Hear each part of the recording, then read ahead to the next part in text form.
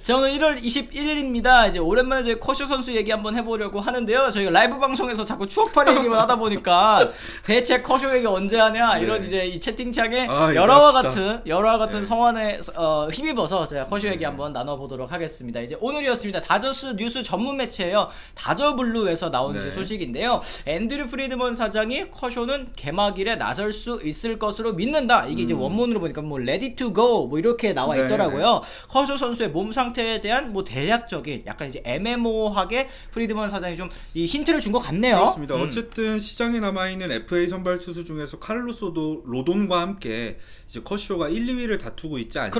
그렇죠.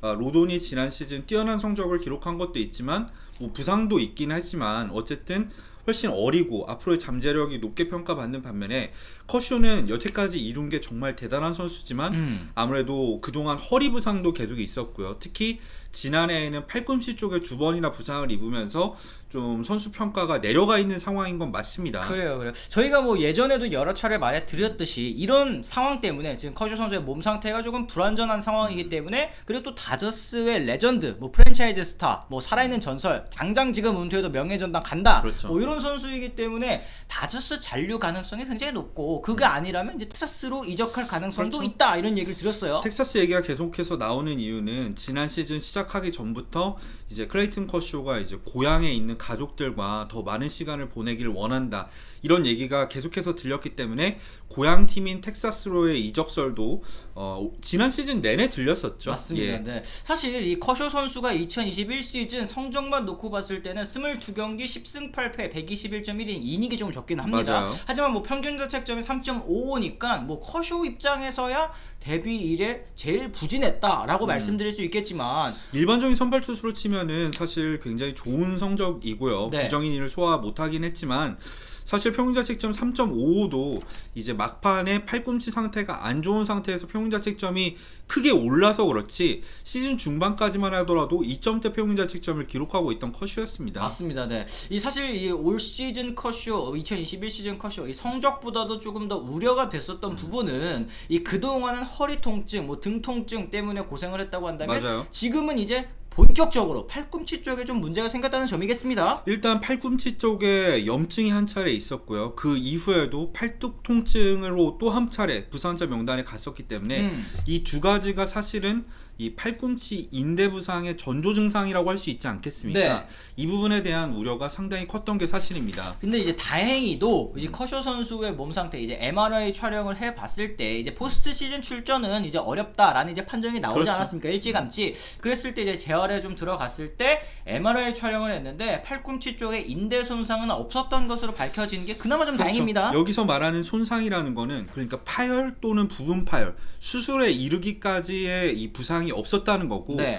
모든 투수는 팔꿈치 인대에 살짝의 염증은 있죠. 근데 그게 생각한 것보다 심각한 상황은 아니었다는 거 분명히 말씀을 드립니다. 그렇습니다. 이제 뭐 다행히도 칼을 대거나 이제 다른 뭐 치료를 하진 않았고 이 PRP 주사, 이 자가열 주사를 통해서 치료를 받았다는 거. 뭐 그렇죠. 일단은 상태가 점점 완화되고 있다는 점은 호재겠습니다. 맞습니다. 이 프리드먼이 LA 타임즈를 통해서 그의 관점에서는 개막전 마운드에 오르길 원할 것 이런 말을 했었는데 네. 다저블루가 이 말을 바탕으로 커쇼가 투구를 시작하지 않았을까라고 짐작을 했습니다. 그러니까 이제 저희 채팅창에서도 많은 분들께서 말씀하셨던 게 아니 지금 F1 선수의 몸 상태를 이렇게 공개를 해도 되는 건가요? 라고 이제 질문하신 분이 계셨어요. 그렇죠. 그렇기 때문에 프리드먼도 현재 지금 커쇼의 몸 상태를 이제 직접적으로 얘기하기보다는 아직은 뭐 그래도 나쁘지는 않은 상태인 것으로 안다. 뭐 개막일에 나올 수 있을 것으로 믿는다는 건 뭐예요? 뭐 그럴 수도 있고 아닐 수도 있고 뭐 믿는 사람 마음인 거 아니겠어? 이런 식으로 좀 돌려서 얘기를 하고 있는 것 같아요. 그나마 긍정적으로 얘기를 해줬다는 거죠. 이거는 계약의 방해 요소라기보다는 사실은 계약의 긍정적인 요소라고 할 수 있겠습니다. 그래요. 사실 이제 퀄리파잉 오퍼를 제시하지 않으면서 이게 뭐 다저스의 결별 수순이다라는 얘기도 있었습니다만 프리드먼 사장이 이거는 뭐 정면으로 반박을 한 차례 한 적이 있었습니다. 그렇습니다. 이 퀄리파잉 오퍼는 결국에는 제시를 받았을 때 이 수주 안에 어쨌든 거절 여부를 결정을 해야 그렇죠. 되잖아요. 일주일 수락 안에. 또는 거절 이런 걸 결정을 해야 되는데 이렇게 했을 때 커쇼 입장에서는 좀 독촉으로 느껴질 수가 있잖아요. 네. 그런 상황을 피하기 위해서 퀄리파잉 오퍼를 제시하지 않았다고 밝혔었습니다. 그래요. 이 커쇼 선수가 그리고 그 당시에는 사실 이제 몸 상태에 대한 확신이 없었기 때문에 그렇죠. 퀄리파잉 오퍼를 수락할까? 아니면 시장에 나갈까? 여기에 있어서 만약에 퀄리파잉 오퍼를 받았더라면 이 고민을 할 수 있는 그런 상황이었을 텐데 뭐 프레드만 사장이 어떻게 보면 예우라고도 볼 수 맞습니다. 있을 것 이 같습니다. 퀄리파잉 오퍼 제도가 참 애매한 게 뭐냐면은 어떤 분들은 퀄리파잉 오퍼를 제시했으니까 이제 본 계약은 제시 안 할 거다. 네. 퀄리파잉 오퍼가 제시했으니까 뭐 이별 수순이다. 이렇게 말하는 분들이 있고 반대로 퀄리파잉 오퍼를 제시 안 하잖아요. 네. 제시 안 했으니까 이별 수순이래. 어떻게 해도 이별 수순이다. 아, 그렇죠. 퀄리파잉 오퍼 제도 때문에 이 많은 오해들이 있는 것 같아요. 사실 그 수락을 하던 거절을 하던 퀄리파잉 오퍼를 제시하던 안 하던 그거는 그 선수의 연장 계약과는 관련이 없다는 거 그렇습니다. 분명히 밝힙니다. 뭐 지금 뭐 라이셀 이글레시아스 선수 같은 경우에도 퀄리파잉 오퍼를 에인절스로부터 받았지만 결국에는 이제 4년으로 계약을 재계약을 했잖아요. 하지 않았습니까? 그리고 퀄리파잉 오퍼를 제시하지 않았다고 하더라도 그 팀과 재계약을 맺을 수 있는 거니까요. 맞습니다. 네. 어쨌든 지금 LA 지역의 라디오 방송 AM570 데이빗 바세가 이 재계약 의심의 여지가 없다. 커쇼와 다저스는 결국에는 재계약을 하게 될 것이다. 이런 맞습니다. 식으로 좀 이제 뉘앙스를 풍겼습니다. 일단 몸 상태가 생각보다 괜찮다는 거는 이 단연 계약의 긍정적인 징조라고 할 수 있겠죠. 저희가 이 커쇼 선수의 몸 상태 때문에 단년 계약은 조금 힘들 것이고 뭐 2년 계약쯤에서 끊어가지 않을까라는 이제 얘기를 했었던 것인데 몸 상태가 생각보다 괜찮으면 뭐 2년 이상의 단년 계약도 충분히 가능할 거라는 생각이 좀 듭니다. 맞습니다. 뭐 3년 계약을 한 다음에 옵트아웃을 틈틈이 넣을 수도 있고 다양한 방식을 사용할 수 있을 것으로 보여요. 그래요. 뭐 블리처 리포트 역시 이제 뭐 커쇼와 어울리는 팀들 여러 팀을 꼽았는데요. 사실 이거는 뭐 가볍게 그냥 뭐 이런 얘기도 있었다라는 정도로 들으셔야 될 것 같습니다. 이유는 맞습니다. 저희가 이따가 말씀을 드리겠습니다만 여러 팀 꼽았는데 그 중에 이제 토론토가 뭐 커쇼의 행선지가 될 수도 있다. 네. 근데 이제 이유로 든 이 근거로 든 게 좀 굉장히 좀 빈약하긴 합니다. 다저스 시절 동료였던 류현진과 스트리플링이 있다는 이유. 이건 아니, 좀 약간 야 그러면은 다저스에는 지금 동료들 현재 동료들 다 있고 뭐 감독 다 있고 뭐 아는 사람들 다 있는데 뭐하러 옮겨 뭐 이런 생각을 할 수가 있는데 그렇죠. 그리고 또 토론토의 마운드를 생각했을 때